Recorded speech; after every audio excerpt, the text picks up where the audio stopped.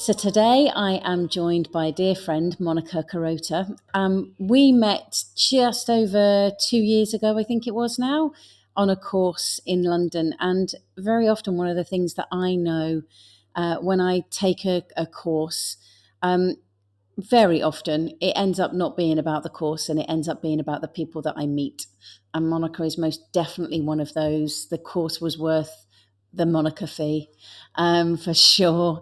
I've walked out with a dear friend, somebody who holds me to account, somebody who challenges me and supports me, and I'm very grateful that she's joining us today for this episode. So thank you for joining us, Monica. Thank you so much for having me, Jules. And what a lovely introduction. I agree that, there were a lot of great things that came out of that course, but you were definitely one of them. Thank you. Thank you. Maybe even the most great thing that came out of that course. I'll send you the money later. I genuinely have no idea really where this conversation is going to go, other than you and I both know the starting question and the ending question, but that's it. Where it's going to go in between, that's the exciting thing for me about these conversations, because I think various things can come to light for us within it as well, and it's really lovely to have the opportunity to share that with other people as well. That's the joy of having a coming to your senses kind of conversation, because it can expand and go in any direction. So that first question is, can you share with us a time in your life where you came to your senses, and where and what that led you to? It's such a great question. And it's also a very hard question to answer. I feel as though I have been blessed to have many, many, many of those moments in my life. And in some ways, I feel like I repeatedly come to my senses over and over again every single day. But I think what you're talking about is probably the more bold, dramatic moments. And I've had my fair share of those. You know that I've had a near death experience, and that could very easily be something that fell into the category of what would work for the conversation today. But um, that one didn't actually feel like the conversation that wanted to be had. So I am going to share about a time. When was it? It was about mid 2021. I had been, this is post near death experience, by a few years. I had been working with a mentor for a couple of years, and a whole series of events kind of unfolded. And as a result of that series of events, I suddenly woke up out of a fog and had the realization that the mentor that I had been working with for a couple of years did not have my best interest at heart, um, was not actually a very good person, was doing a lot of spiritual bypassing, and there was a real toxic dynamic that I really suddenly woke up to. I had had a moment of kind of you know how when you have these moments, you kind of half come to your senses, usually a little bit before you fully wake up. So it had been about 5 or 6 months prior to that. I remember having a conversation with someone and kind of lamenting that my mentor wasn't more like me in how she handled her relationship with her clients. I also work as a coach and a mentor. And I remember saying to this person that I was speaking to, it's a real bummer because, like, when I'm doing my work with my clients, they're the center of everything. And I'm always going to them for answers. And it really bothers me that she never does that for me. And I kind of, I had a conversation with this mentor about it. And it's, like I said, I kind of half woke up to it, but then for whatever reason, kind of fell back asleep, went back into the fog.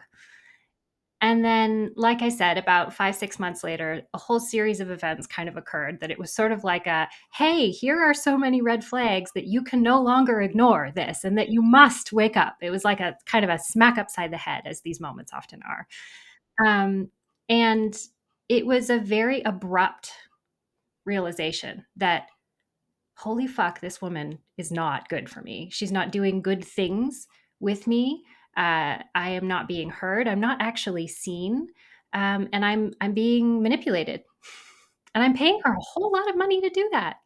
And that's not okay. It's not okay for me personally as a human, but it's also not okay in terms of her approach to being a coach and a mentor, because as someone who also does that as a career, I had a real holy, is this the kind of work that I'm propagating in the world? And like, it felt like one of those moments where everything beautifully and painfully came crashing down to strip away all of the illusions, to strip away the fog, and to have that sharp, piercing clarity of, I have to get out of this relationship now. And I did. Um, I severed all, we had a commitment that was still in action that I had paid her for. I did not care. It's like, we are done. um, and that moment of waking up out of the fog of that toxic dynamic set a whole series of things in play that took probably until today and is probably still unfolding, honestly. But it does feel like a whole series of events occurred as a result of me waking up from that. And really what that was me having the realization that the dynamic with this woman, what I was doing was I was rendering myself invisible at the altar of her wisdom. And that's not okay. It didn't feel okay. And basically I woke up to the fact that, oh, I don't want to do that to myself anymore. I absolutely love, hence I'm scribbling it down, the phrase that you just said there of rendering yourself invisible at the altar of her wisdom. And it's so interesting that regardless of the dynamic, whether it's coach mentor, whether it's parent, whether it's friend, wherever where we can sort of abdicate a responsibility and a denial, I think, as well, for our own wisdom, and hand that over to somebody else. The amount of times, I'm 100% sure that you experience this with clients as well, where you might ask a client a question and they look at you and they give you an answer that's kind of goes up inflection at the end with a bit of a question mark, and they do that little look at you as if to say, have I said the right thing? And it's like, I don't know, you tell me whether that's the right thing. And I think that we often do that, of defaulting to other. Yeah. Well, I think it's something that unfortunately we're taught to defect, default, minimize, especially if you're moving through the world in a female body or a body that is not white. I mean, that's a whole other conversation. But there are a lot of reasons in the way that we are socialized, that have us constantly seeking permission, validation, and answers outside of ourselves. And the irony is that I was teaching and I'm very committed to the exact opposite. So my work with my clients was in direct contrast to the work that I was then turning around and doing with this woman. And it was really quite the mind fuck to have that realization of just how diametrically opposed those two things were. And I think the impulse, I can be compassionate and tender with myself when I look back and I think, God, I had just, moved through this huge life change, because, near death experiences will kind of do that to you. Talking of coming to your senses and being whacked upside the head, that reorganized my entire life. And a lot of things fell away as a result of that. And in that chaos, I was looking for a safe place to hold on to. And instead of finding that safe place within myself, I was like, oh, I'll find it here in this mentor, and she'll help me find the safe place in myself, which was, the reason I hired her was to help me find that steady place in me. But what ended up happening is she was very, very intuitive. And so 9 times out of 10, what she said was resonant and true, but she was telling it to me as though I needed to know these things or she had the answer. And so often in our dialogues, the wild thing is that I would never do this with a client, but like I felt like I would do that inflection thing with her and she would correct me. She would say, "Oh, well, the tone of that is wrong," or the vibration of that isn't quite right. And it was like, so in our conversations, I was in this freeze response because I was like, "Oh, I have to get it right. I gotta do it right." And so there was this sort of contorting of who I was that was very, very subtle, but it was happening. And I loved what you said about we see it all the time in our work. And thankfully, we are ethical and rooted and grounded in a client centered approach. And so, when a client says to me, "Well, I don't know what to do, like, what do you think?" And they kind of give you that look. My ethical responsibility and job and joy in this work is to help hold that space for them and guide them to the answers that they already have within themselves. And it was quite a moment to have that very sharp contrast between what I was paying for in a mentor and then what I was actually doing. Um, and I'm not going to lie and say that it was all rainbows and sparkles. It was definitely a very challenging moment. Well, that's something I'd love to pick up on actually, because I can personally attest to that whole, you get that glimpse of coming to your senses, and then it's like a parting of the fog. You get a little bit of clarity, and then the fog descends again. And then however long that period of time is, there's various things for me. Well, sometimes it's been a couple of months, sometimes it's been a few years before it's like, yeah, okay, clarity is there. But I think that what you're intimating, I don't think you've articulated directly, so that's why I'd like to pull on it, is the word that I would use is the bravery to call that out, knowing, not as in to point blame at anybody else, but to have that recognition for yourself in order to be able to, knowing that there's probably going to be discomfort, upset for you, whatever that, or turmoil, mess, whatever the right word is there, and yet still doing it. And I'd love to know what it is for you, what happens around those points, because as you say, you've been through it many times in different guises. Yeah, I'm not afraid of those moments anymore as much as I used to. That doesn't mean that you don't have obvious moments of discomfort and, you know, yeah, fear, anxiety, uncertainty, all of that is, those are, side effects may include kind of moment. Um, but the courage or the bravery, I think, comes from one, I think fundamentally, despite the sort of toxic dynamic that was going on, I know that I can fully trust myself underneath all of it. And also, you move through enough of these moments to know that the collapsing of everything and the chaos or the discomfort that can come along with it, it really sucks, but it doesn't last forever. And typically, what emerges from the other side is an even more distilled, true, authentic me. It's the way that I move through life by stripping all of these things away that no longer match, that aren't who I am anymore. Allow for more spaciousness, allow for more clarity to see who I really am in that moment, in the face of these big challenges. I mean, we don't need to move through big, horrible, life threatening, traumatic moments in order to really understand the depth of our resilience and just how brilliant we are. That unfortunately is often the experience that people have because they don't often give themselves permission to see or experience that resilience and brilliance in real time. Um, but I have been through it enough to know that, you know, there's going to be a period where it really, really sucks. And then you're going to slowly emerge from it, and good things are going to happen and shift, because it's like,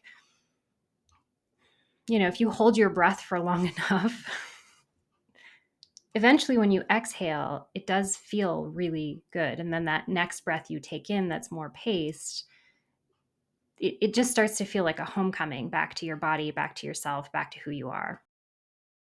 I think there's also that thing within that of holding your breath, is that even if you don't consciously do that exhale and re-inhale, then primarily it's going to happen. And I think that sometimes I love what you've said there about it's not forever. It's the thing that I always remind myself as I go through winter. It's not forever. There is light going to happen at some point. It may not be on my time frame, but it will happen at some point. And I think that that's the same thing, is that when the messiness, for want of a better way of putting it, happens in our lives, whether we've instigated or it's been a curveball that's been thrown, is that it's that recognition that this is not forever. It is for now, but it's not forever, and we've no idea how long that now part is going to be there for. And I think that when we can recognize that there are times when we can consciously take part in making things different, and there are times where we have to practice the art of patience, which you and I have had many conversations about, that I think it's riding that and giving yourself the space with that in order to be able to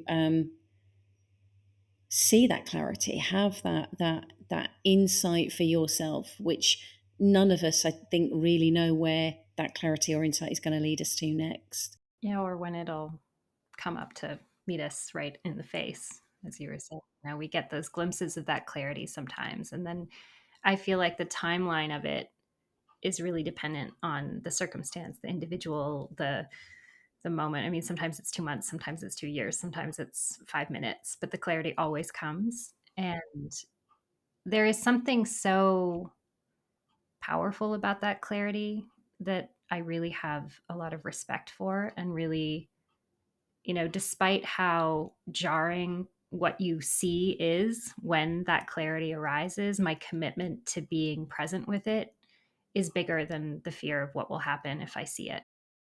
What would you say? How would you describe the that moment of clarity? Is it something for you that you? Because for me, I sometimes just get this overwhelming sense of I know, or it's a knowing, and I don't know any other way of articulating it other than that.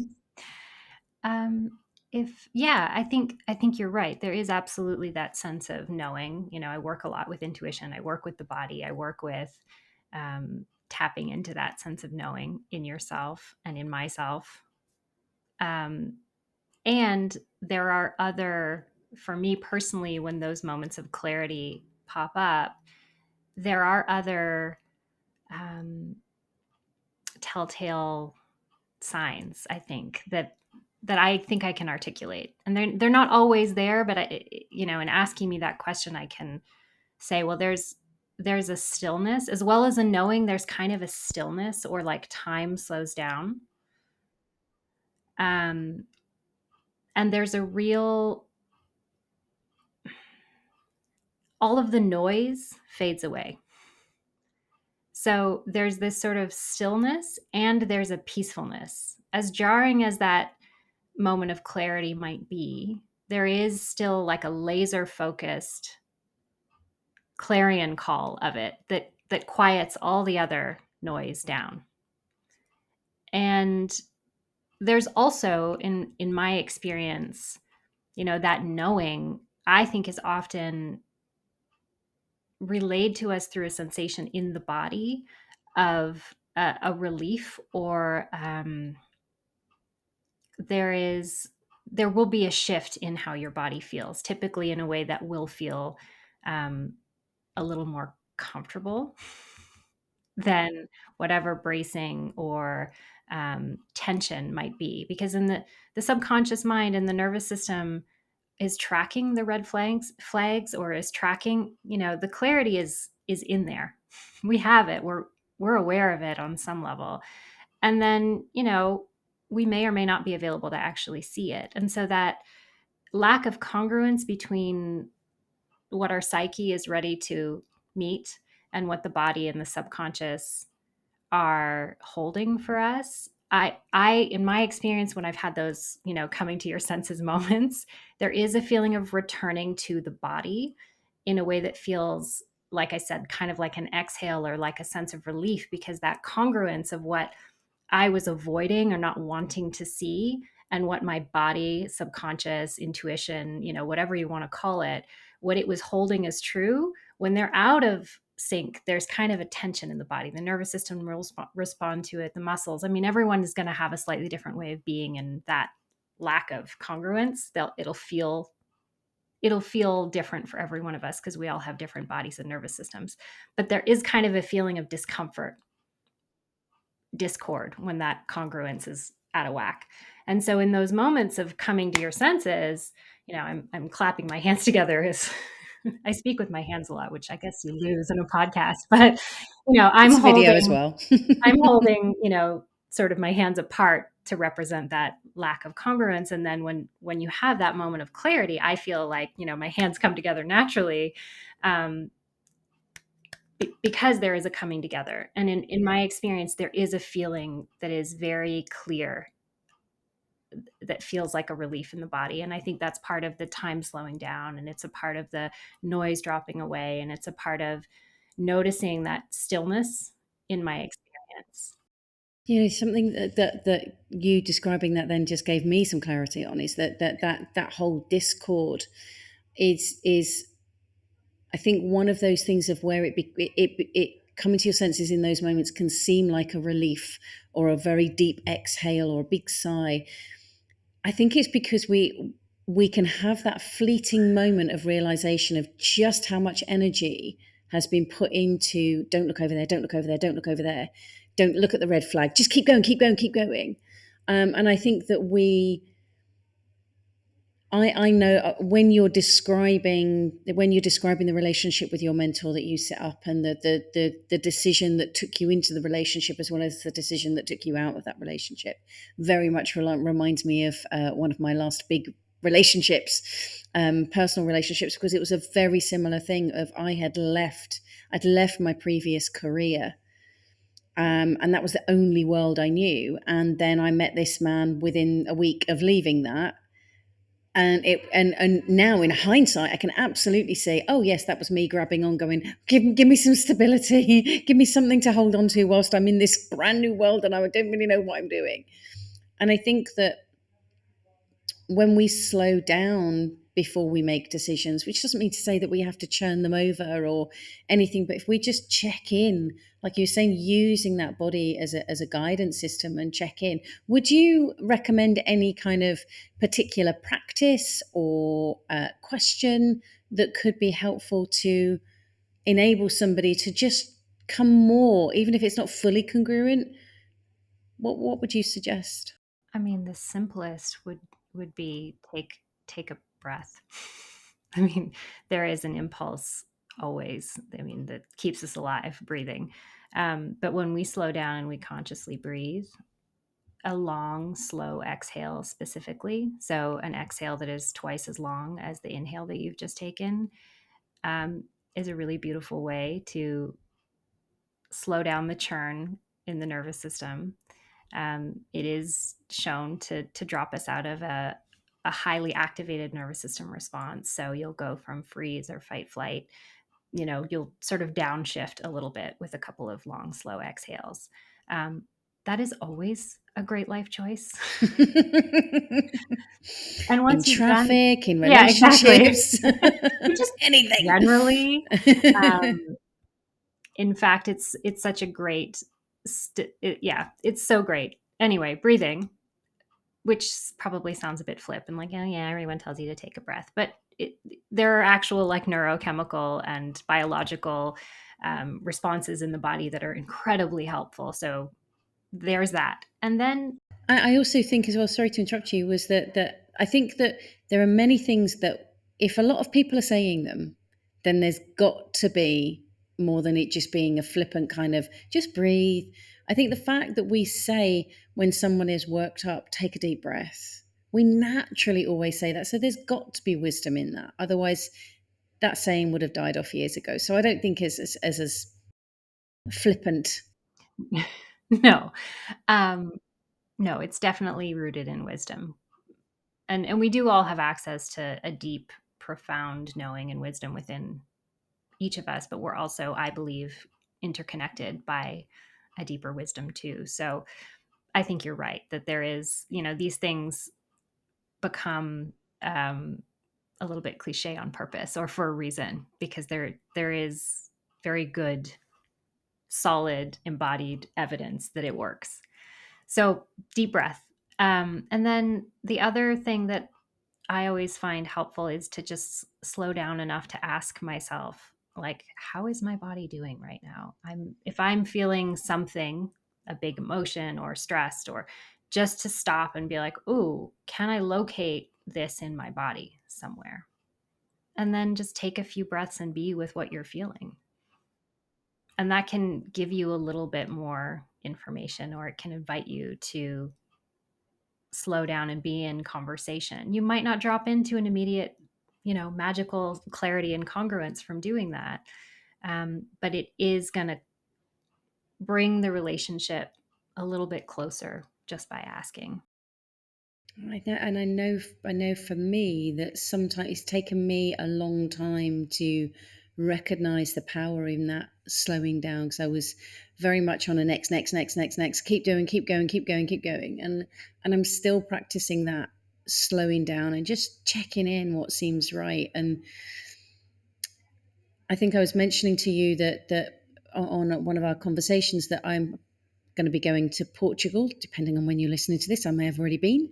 Um, and the trip that I'd originally mapped out, for some reason, I wasn't booking any accommodation, and I kept avoiding it and avoiding it. I'm like, what's going on there? And then I re-looked at the route, and I was like, oh, that's because the route's wrong. Mm-hmm.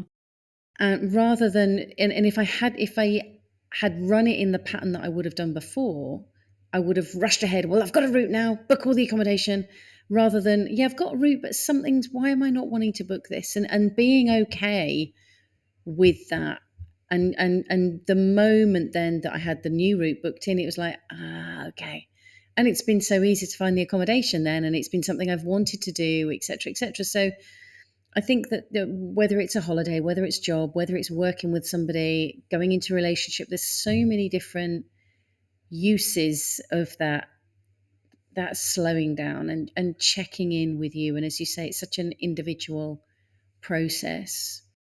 Yeah. But there is always a part of us that is wanting to be known. And whether it's our wisdom or whether it's our discomfort, or oftentimes it's both. And I think we don't want that discomfort, do we? We want to stay in the fog, because at least the fog kind of feels good or warm or whatever, rather than going, actually no. And I think you're right that the if we're not careful, or if we're not awake to see those nudges, that actually then life will give you a bigger and bigger and bigger nudge until you finally do see that. What um, what would you say is your biggest takeaway from that realization and stepping away from that relationship?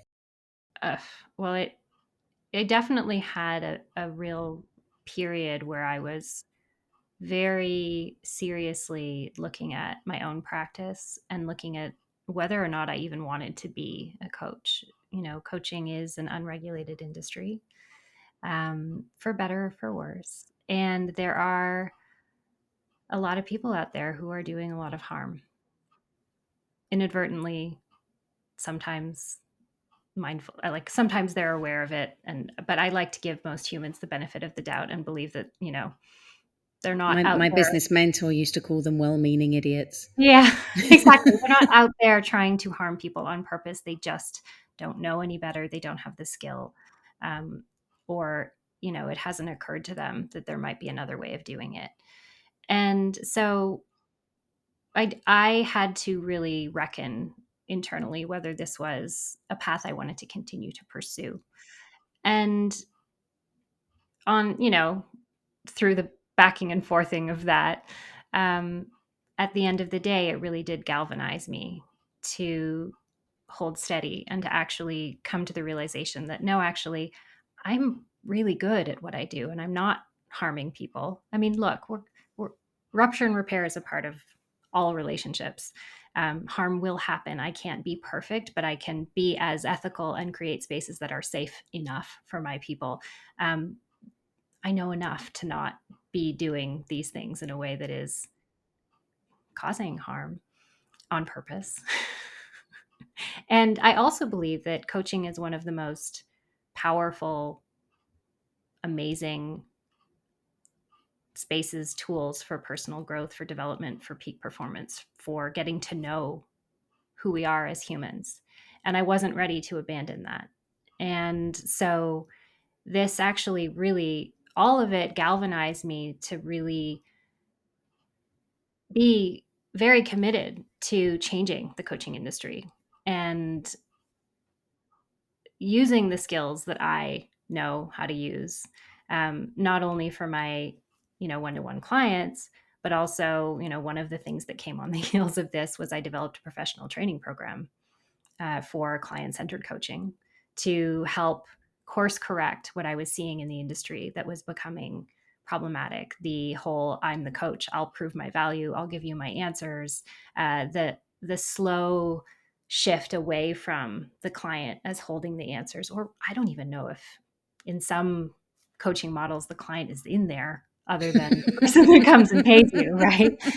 It's all about tactics and techniques and strategies, and to use what I know, what I've honed in my craft, and also what I've experienced in terms of negative role model, to really be a force of change and to make the coaching industry as nuanced and masterful and ethical as I possibly can is one of the things that came on the heels of this. I'm not going to say that it was a direct, A equals B correlation, or, it was more varied, and it took a while for that to kind of all, the road is meandering, as we all know.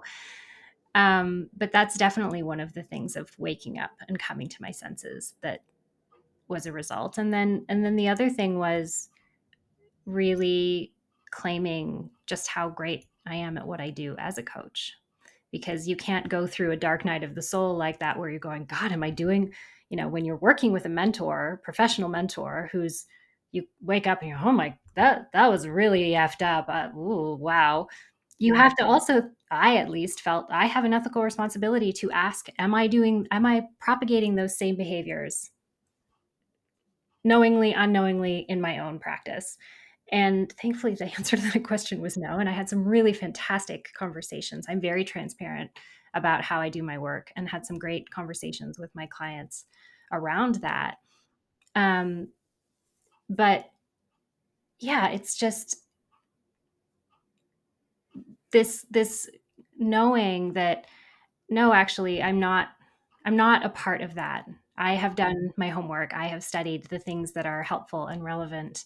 And the way that I do what I do really does center my client as the keeper of all of the wisdom that they could ever, anything they're looking for, chances are they probably have it somewhere inside of them. Um, and giving myself permission to really claim that in the face of really looking at, okay, am I okay with how I'm doing what I'm doing in the face of a coaching industry that has its shadow side? Am I still a willing participant? Not only that, but am I proud to call myself a coach? Actually am I raising the bar? Am I setting an example that I can feel proud of? And what came from that was, yeah, I am. I would concur with that. Yes, you are. And I think that, I think that one of the things that occurs to me is that all assholes are actually angels. It's my stock phrase, my 5A rule. And I think that the possibility of what we can learn from those people, that where we look at it and go, I wouldn't do it that way. So if we would perceive them as an arsehole, it's like, okay, so what can I learn from them? What can I learn from that as to how I do want to do something, or how I don't want to do something, or what do I want to give attention to or not give attention to?